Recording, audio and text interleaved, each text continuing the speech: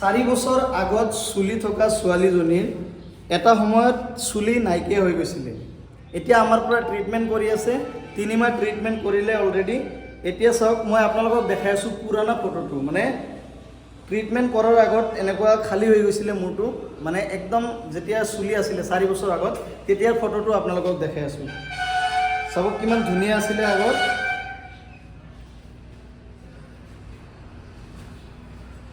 ইফালে না কেমেৰাটো, ইফালে না,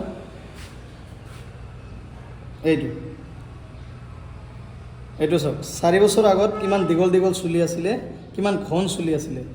এইজনী ছোৱালী হয়, এইটো চাওক, এইজনী ছোৱালী হয়, কিমান ধুনীয়া আছিলে। আৰু এতিয়া 4 বছৰ পিছৰ পৰা যেতিয়া চুলি যাব ধৰিছিলে, চুলি একেবাৰে শেষ হৈ গৈছিলে। এইটো চাওক, আপোনালোকে মন কৰক কিমান দুখ লগা এটা ইয়াৰ জীৱনত সময় আছিলে। আৰু সেই সময়টো সলনি কৰি দি আছোঁ মোৰ জড়িবুটি ঔষধৰ দ্বাৰা। এইটো চাওক, ইফালে আনা, ডাইৰেক্ট দেখাই দিওঁ বিফৰ আফটাৰ।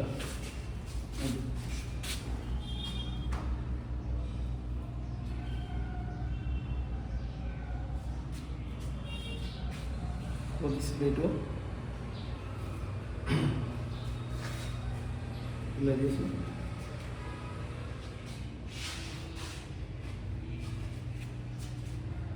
ইফালে না, এইটো চাওক বিফৰ আফটাৰ। একদম মাজত খালী হৈ গৈছিলে, একেবাৰে শেষ হৈ গৈছিলে। ইফালে না, ক্লিয়াৰ আহিছে, একেবাৰে খালী হৈ গৈছিলে। আজি চাওক, অকল অলপ কেইটা চুলি আছিলে। পিছফালে আমি ভিডিঅ' বনাই দিছোঁৱে আগত, আপোনালোকে চাব পাৰিছে।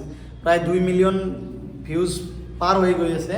এইটো তল কৰা অলপ, এইবিলাক চব ডাঙৰ হৈ আছে। এতিয়া এইবিলাক চব ডাঙৰ হৈ আছে, আহি যাব। তে আপোনালোকে আমাৰ এই ভিডিঅ'টো ছেভ কৰি ৰাখিব পাৰিলে।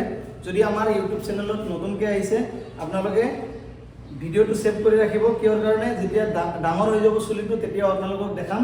অলৰেডি ফেচবুকত AK হেয়াৰ ষ্টুডিঅ' 01 আমাৰ পেজত 2 মিলিয়ন ভিউজ হৈ আছে। এইটো ইউটিউবৰ কাৰণে এৰিছোঁ। যদি আপোনালোকে ইউটিউবত নতুন আছে, আপোনালোকে ভিডিঅ'টো শ্বেয়াৰ কৰি দিয়ক, যাতে বহুত মানুহৰ এনেকুৱা সমস্যা হৈ আছে আমি সমাধান কৰিব পাৰোঁ। আৰু তুমি ক'ৰ পৰা আহিছিলা? চক্ৰশিলা, কোকৰাঝাৰ ডিষ্ট্ৰিক্ট। তোমাৰ নাম কি? চমেলা খাতুন। আপুনি কি অভিভাৱক হয় ন? কি লাগে আপোনাৰ? নাতনি হয়। আৰু লগত লৈ আহিছিলে কিমান দিন আগত?